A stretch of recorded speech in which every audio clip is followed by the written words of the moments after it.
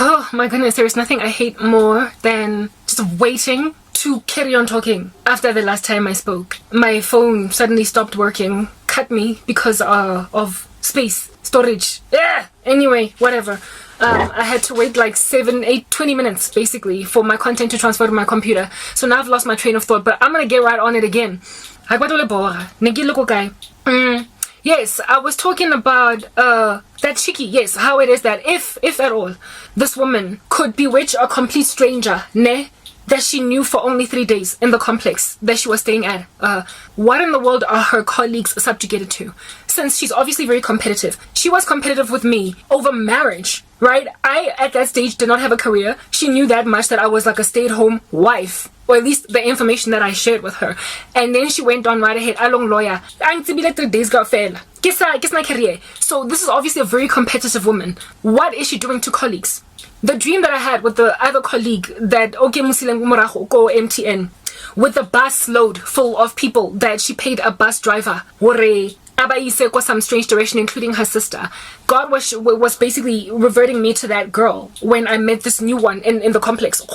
Some of these people that get involved in the occult are so extreme that as soon as they find this thing out, they think it's just a magic wand they can wave to get everything, and they think it's a lottery ticket to great prosperity and success at the expense of everybody. And they also imagine it is their weapon to handle anyone that makes them even slightly uncomfortable, anyone at all that makes them feel jealous or like cherry highly cute.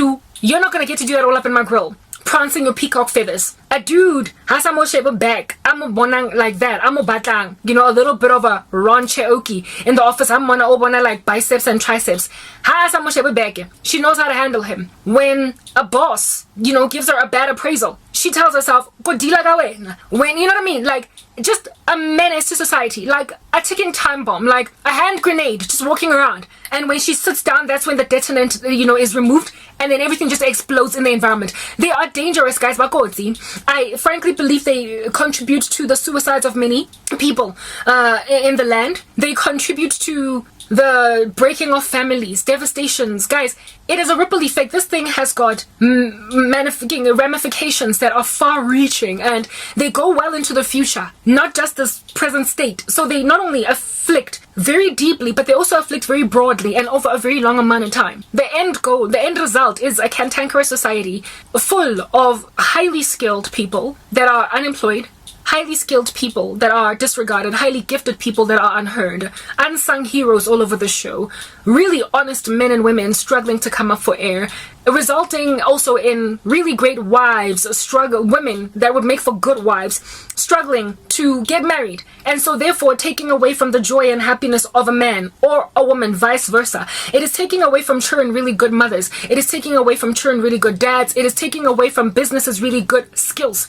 And what is left are these mediocre miscreants that keep on bashing everybody's head into the wall, causing them to bleed out, and they're the only ones that are running corporate South Africa or wherever you might find yourself in this world. Whether you're in whatever country you might be in. In South Africa, for instance, the ramifications, just to show you the, what do you call this thing? Downward spiral, the trickle effect, the ramifications, basically the waves that ripple outward, the ricochet effect. Currently in South Africa, there is a problem with loss of skills. Loss of skills, guys. By skills, I'm speaking highly qualified people who have got very technical jobs that you have to study at university, first of all, to so much as get a graduate job, and then you have to go do the time, put in the time. A whole bunch of it in corporate South Africa. Do you understand what I'm saying? I guess corporate wherever you might find yourself. And so it's years of study mixed with years of work experience. And to get a person at that place is essentially to have a gem in your in your economy, in your nation's economy. And these gems are leaving the country. There is a massive skills exodus in the nation, guys, of highly qualified, highly experienced individuals wanting to leave the nation. And upon being interviewed, one of the loftiest reasons that pop out as to why these people are leaving is exhaustion. They are tired from basically carrying a load on their back because they are the geniuses in the environment and frankly the only one. They're the only people carrying the weight of entire organizations. The work is not being spread appropriately amidst a workforce that indeed brings forward a particular deliverable or end goal for the company, meeting those targets. Like, those who burn the midnight oil, and because of them the whole project is salvaged. Umuntu that will take out sleep from their own the itinerary, getting fine lines and wrinkles just so they can deliver a product for Neutrogena to remove fine lines and wrinkles of some like celebrity woman.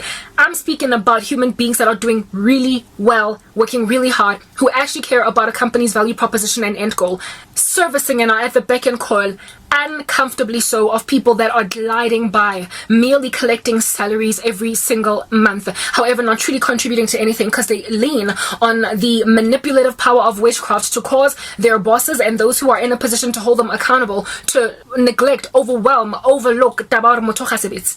I had a colleague like that on Kenya, the same guy that I spoke about earlier, Onangbora. He was a resource on my projects.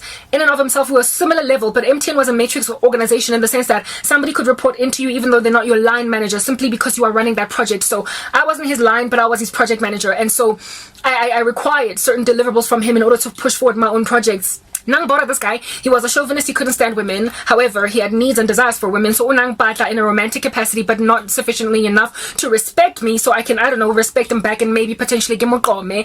This guy was a bum. He was a buttock. Just one buttock, not both of them. Just one. The way he was so like fruitless in the organization. Mara gift of the gab.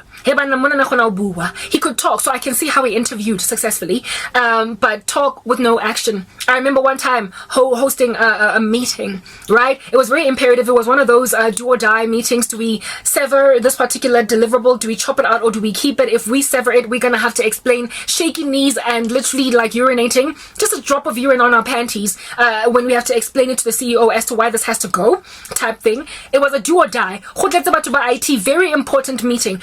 Is this a no-go, or are we throwing money? Is it a go zone, or are we throwing money into sunken costs? Such an important meeting as that, and he was the only stakeholder from his department. For crying out loud!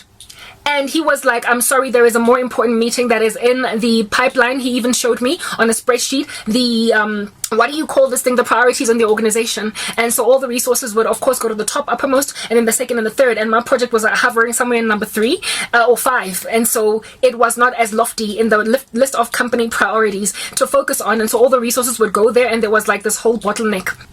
So I understood. I was like, okay, well, I'll give you the minutes of the meetings, and when you are set free from that meeting with your people in your department, sizokhuluma to talk about this, because it's also kind of do or die now. It is in the top 5. It might not be number 1, but it's top 5. Yeah, okay. Understood. We negotiate kuluma, rabuisana, rathalusetsana, grandchapor why something needs to happen. Meeting yaka. MTN has these boardrooms. My meeting was on the most lowermost layer that was opposite. God has a way of orchestrating affairs. There is this glass, it's like made of glass, but the glass layers are frosted up to a certain level so you don't see the bodies of the people. It's right opposite you. My meeting room was on level, I believe it's 1 or not, where the coffee shop, the canteen, the busy bustling environment is at. And here it is that I arrive at this meeting, and as I'm waiting for all the other people to rock up in the meeting, it wasn't even lunchtime. It could have been like 11, guys, maybe 10:30, I guess sure. So it did not even, I was not even encroaching upon his lunch.